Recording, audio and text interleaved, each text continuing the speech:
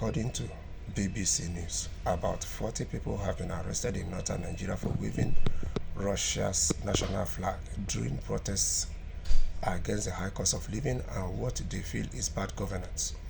Amidst this crackdown, Army Chief Christopher Musa warned that it is a treasonable offense to fly the flags of foreign countries.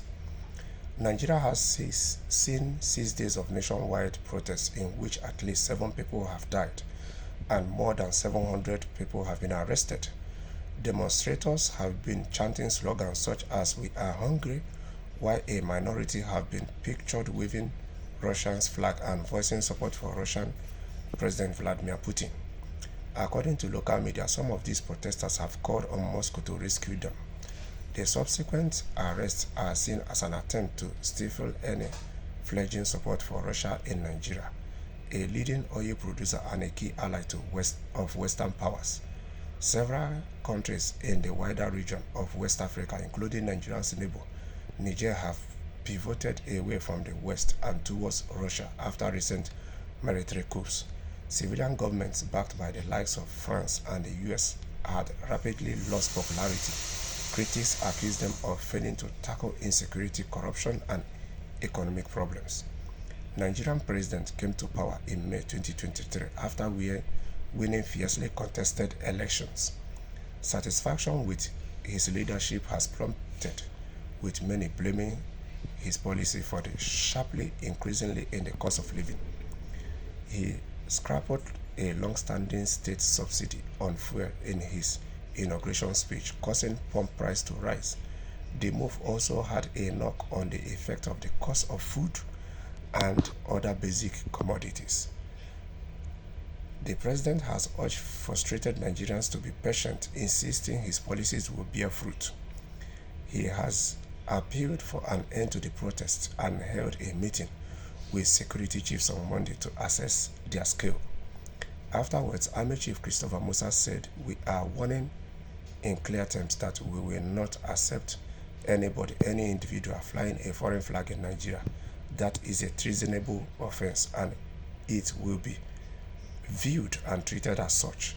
The Russian embassy in Nigeria has distanced itself from the demonstrations, saying that the flags were the personal choices of protesters. As always, we emphasize that Russia does not interfere in the domestic affairs of foreign states, including Nigeria, it added. On Monday, the northern western states of Kaduna and Zamfara saw a massive turnout of demonstrations. Kaduna police spokesperson Mansa Hassan said 39 people were arrested there, including a tailor who was sewing the foreign flags for the group. Close to 40 Russian flags were confiscated as well as a Chinese one, he added. A curfew has now been imposed in Kaduna, the 6th state to take such action since last week, forcing millions of people to stay at home. In a statement, Nigeria's Secret Service said tailors have also been arrested in Kano State for making Russian flags. Some of their sponsors have also been picked. Investigation is ongoing, it said.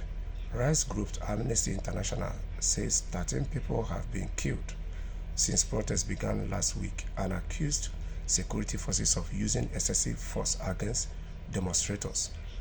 Mr. President addressed the nation on Sunday and said the government was committed to addressing the concerns of the protesters.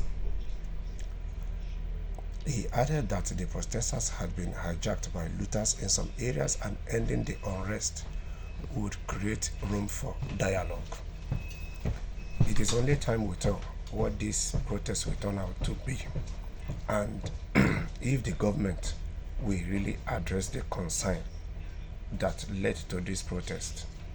Because if the effort they are making to stop this protest from taking place from the onset was made to address some of the problems that led to this protest, maybe the people that brought the idea of this protest or the people that are in the street protesting wouldn't have even come to the idea, not to talk of going to the streets to protest. That is just it. Let their words prove what they are saying, because let their actions sound louder, not just making a statement.